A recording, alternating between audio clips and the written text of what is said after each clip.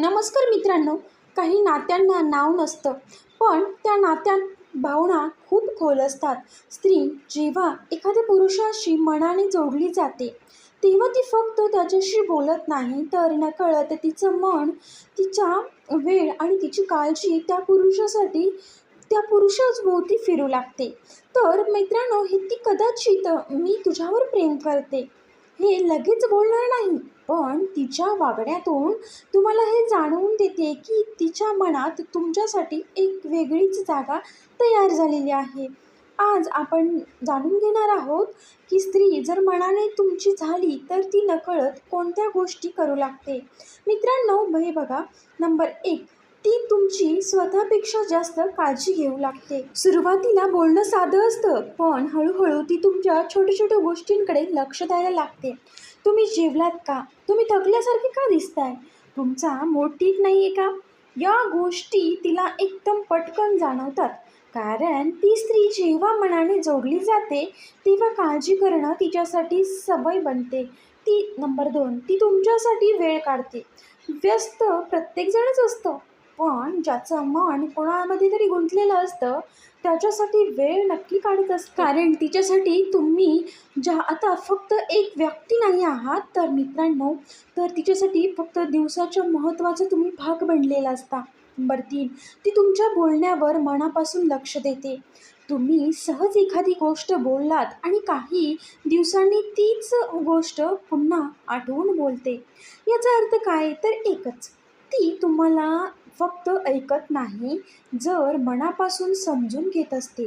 मित्रांनो, प्रेमात पडलेली स्त्री तुमच्या शब्दाचा भावना देखील ओळखू लागते. नंबर 4, तुमचा त्रास तिला स्वतःचा वाटतो. म्हणजे जो तुम्हाला त्रास होतो तो तिला स्वतःचा त्रास वाटतो. मित्रांनो, कधी तुम्ही उदास असाल किंवा कोणत्या टेन्शनमध्ये असाल, तर तिचा मूड पण बदलतो.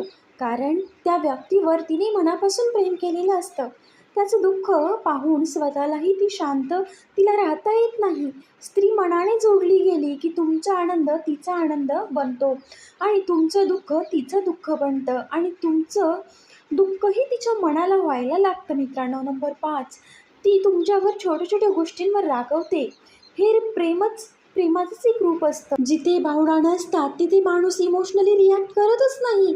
नंबर 6, ती तुमच्यासोबत फ्युचर इमॅजिन करू लागते. मित्रांनो, हे ती उघडपणे सांगणार नाही, पण नकळत तिच्या बोलण्यात फ्युचर येऊ लागतं. म्हणजेच, तुला हे आवडतं ना, तू असशील तर. मित्रांनो, आपण कधीतरी अशा छोट्या छोट्या वाक्यातून तिचं मन तुम्हाला दिसू लागतं. कारण स्त्री जेव्हा मनाने एखाद्याची होते, तेव्हा ती त्या व्यक्तीला तिच्या आयुष्याचा एक भाग मानायला लागते.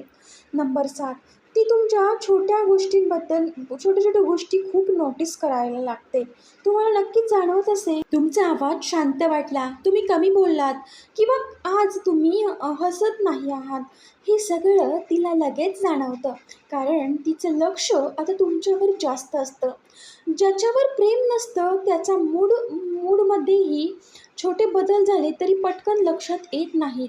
मित्रांनो, नंबर 8, जी स्त्री तुमच्यासमोर खरी स्वतः बनते, म्हणजेच सगळ्यांसमोर स्ट्रॉंग राहणारी मुलगी.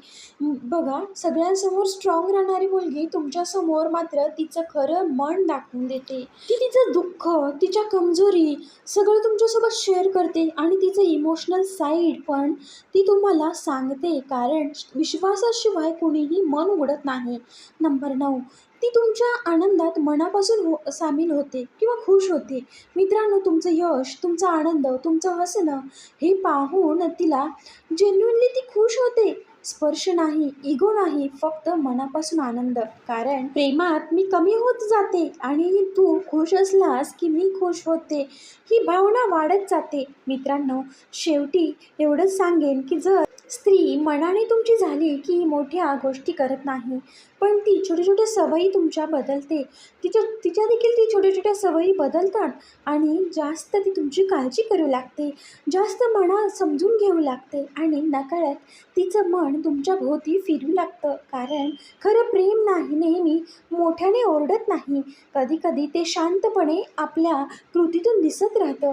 स्त्री जेव्हा मनापासून एखाद्यावर प्रेम करते तेव्हा ती फक्त त्या व्यक्तीवर प्रेम नाही करत नाही, तर त्याच्या आनंदात स्वतःचं जग शोधू लागते. मित्रांनो, तुम्हाला हा व्हिडिओ कसा वाटला नक्की मला कमेंटमध्ये सांगा. आवडला असेल तर लाईक, शेअर आणि सबस्क्राईब करायला विसरू नका. व्हिडिओ पूर्ण पाहिल्याबद्दल तुम्हा सर्वांचे मनापासून धन्यवाद आणि असंच आपल्या चॅनलला भरभरून सपोर्ट करा अशी तुम्हा सर्वांना मी विनंती करते. पुन्हा भेटूया नवीन अशा एका व्हिडिओसोबत. तोपर्यंत तुम्हा सर्वांना श्री स्वामी समर्थ.